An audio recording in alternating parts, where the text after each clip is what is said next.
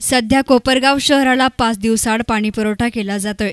उन्हाळ्याचे दिवस असून पाण्याचं कोणतंही नियोजन पालिकेच्या वतीनं करण्यात आलं नाही। पालिकेच्या एसगाव येथील 4 साठवण तलावातील साठलेला गाळ काढावा म्हणून नुकतीच माजी नगराध्यक्ष मंगेश पाटील यांनी मागणी केली। पाणी विभागाचे सहाय्यक अभियंता प्रकाश लोखंडे यांनी सांगितलं की रेल्वे स्टेशन रस्त्यावरील 200 मिलीमीटर व्यासाची जुनी जलवाहिनी जास्त दाबामुळे फुटली आणि त्यामुळे या परिसरातील पाणीपुरवठा बंद करण्यात आला।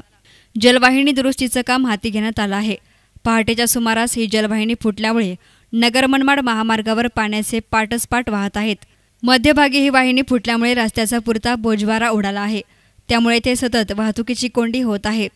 सध्या शहरामध्ये 42 कोटी रुपये खर्चाच्या पाणी योजनेचे काम सुरू आहे। हे काम अर्धवट स्थितीमध्ये आहे।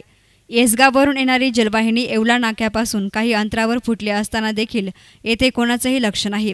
अनेक प्रभागात ठिकठिकाणी मोठ्या प्रमाणावर जलवाहिन्या आणि छोटे मोठे नाळ्याचे लिकेज आहेत। शहरामधील गोकुळनगरी, लक्ष्मीनगर, कापड बाजार आदी ठिकाणी नागरिकांचे नळ लीक असल्यामुळे ते पाणी रस्त्यावर पसरते। मात्र एकाच ठिकाणी अनेक नळजोड असल्यामुळे नेमका कोणत्या ठिकाणी नळ लीक आहे हे समजत नसल्यामुळे कोणीच दुरुस्ती करत नाही आणि त्यातून लाखो लिटर पाणी वाया जातं। ही मोठी समस्या कधी सुटणार असा सवाल केला जातोय। मुख्याधिकारी दरेकर यांचे शहरामध्ये कुठेही लक्ष नाही अथवा त्या फिरकत देखील नाहीत।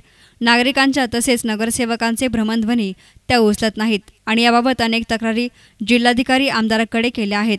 मात्र या अधिकाऱ्याला कोणताही फरक पडला नाही अथवा त्यांच्यावर कुठलीही कारवाई करण्यात आली नाही। त्यांच्या कार्यपद्धतीवर तीव्र नाराजी आहे। शहर विकासाबाबत कोणत्या योजना राबवण्यात येत आहेत, कोणता निधी आला, शहर विकासाबाबत नगरपालिकेचे योगदान काय याबाबतची माहिती देखील त्या प्रसारमाध्यमांना सांगत नाहीत। अशा अधिकाऱ्याची बदली करावी अशी मागणी आता नागरिकांनी महिलांमधून पुढे आली आहे। नगराध्यक्ष विजय वहाडणे विराजमान होऊन 4 महिने होत आहे, मात्र शहरामध्ये विकासात्मक कामे करण्यावर कोणताही भर दिसून येत नाही। त्यामुळे नागरिकातही नाराजीचा सूर आहे।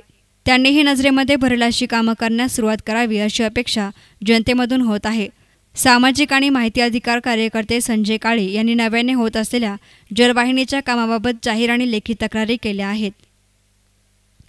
न्यूज रिपोर्टर युसुफ रंगरेजसह camera person Asif Rangrez, S9 media, Kopargaon.